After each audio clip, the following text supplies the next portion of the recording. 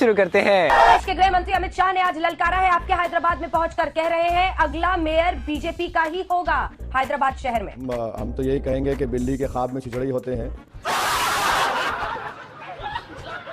मर्यादा रखिए, थोड़ी मर्यादा रखिए। That in the present political scenario, I see him as a neo Jinnah. Neo Jinnah. Neo Jinnah. अरे संपित बच्चा है, बच्चों के बारे में नहीं बोलते, बच्चों के बाप से मुकाबला है हमारा, हम बाप को बोल रहे हैं। तो संपित बच्चा है, अभी छोड़िए ना। जब बड़े बात करते हैं तो बच्चों को टाई टाई नहीं करना चाहिए। टाटा, गुड बाय, गया। पीएम अपने आप को फकीर बताते हैं, आप प्रधानमंत्री नरेंद्र मोदी को जालिम बताते हैं। ऐसा क्यों? आप हमेशा उल्टी तरफ क्यों होते हैं? क्योंकि मैं बीजेपी और आरएसएस के खिलाफ हूं, तो जब उनकी मुखालिफत करूंगा तो आपको उल्टी लाइन नजर आएगी।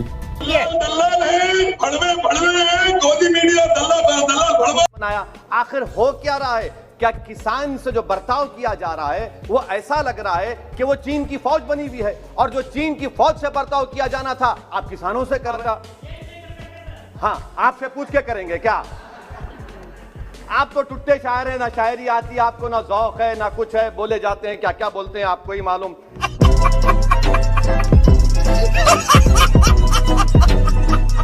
आपके गढ़ में घुस आए हैं। 55 और 48 का फासला देखिए सर, सिर्फ 7 सीटों का फासला है नंबर 1 पार्टी से, और आपसे 4 का।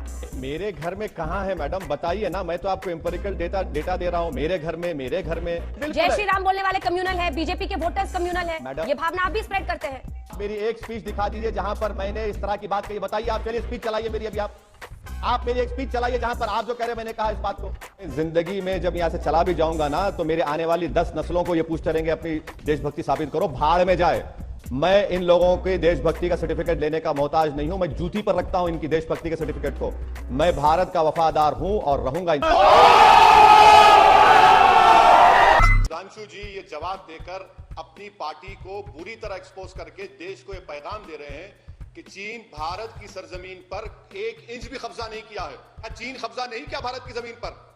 आप अभी अपना जवाब सुन लीजिए। आपने कहा कि चीन कब्जा नहीं किया, चीन कह रहा है कि हम घुस गए।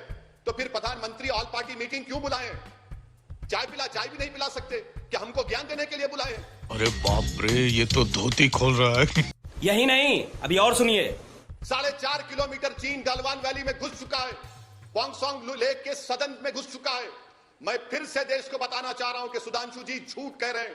सुन, मैं वापस आ गया, तू फिर से डरेगा। जिस तरह फ्लॉप आपने ना सिर्फ भारत की आवाम का बल्कि मरने वाले 20 जवानों की तौहीन की है। याद रखिए सुधांशु जी, नरेंद्र मोदी और आपकी सरकार देश की जमीन से बड़ी नहीं है। आप सरासर नाकाम साबित हुए हैं। ये बड़ी अच्छी बात कही आप। हिपोक्रेसी की भी सीमा होती है।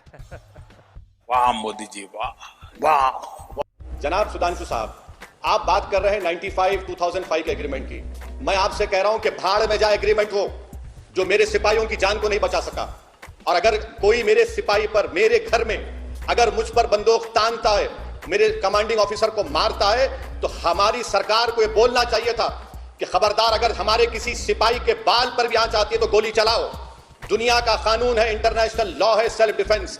भारत की जमीन पर चीन ने हमारे कमांडिंग ऑफिसर को, हमारे सिपाहियों को मार मार कर 3 पानी में डूब गए। ऐसे एग्रीमेंट को मैं फाड़ कर फेंकता हूं देश के लिए।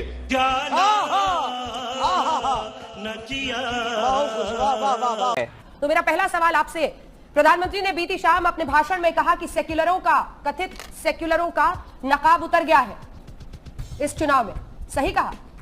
नहीं, शायद प्रधानमंत्री अपनी बात कर रहे थे, क्योंकि 300 से ज्यादा उनके मेंबर ऑफ पार्लियामेंट जीत कर आए, उसमें एक भी मुसलमान नहीं है। तो शायद वो अपने आप के लिए कह रहे थे कि अब हमारा सेकुलरिज्म का निकाब नहीं रहा। होंगे वर्धा। वो वैसे जी उन्होंने कब कहा कि हम सेक्युलर हैं? अच्छा, तो वो सेकुलर नहीं है। मैं समझ रहा था कि हिंदुस्तान के प्रधानमंत्री हैं, हिंदुस्तान के संविधान पर उन्होंने ओथ लिया है जिसमें लफ्ज सेकुलर प्रियम्बल में लिखा हुआ है। अगर वो नहीं मानते तो बहुत अच्छा है। आप आज इंकशाफ हो रहा है, आपकी बात से मालूम हो रहा है कि प्रधानमंत्री कभी सेकुलर थे ना कभी रहेंगे। मेरा मुंह निकल गई, मेरी जबान टूट गई। इतने तेजस्वी लोग हैं हमारे पास। खत्म, bye bye, tata, good bye bye.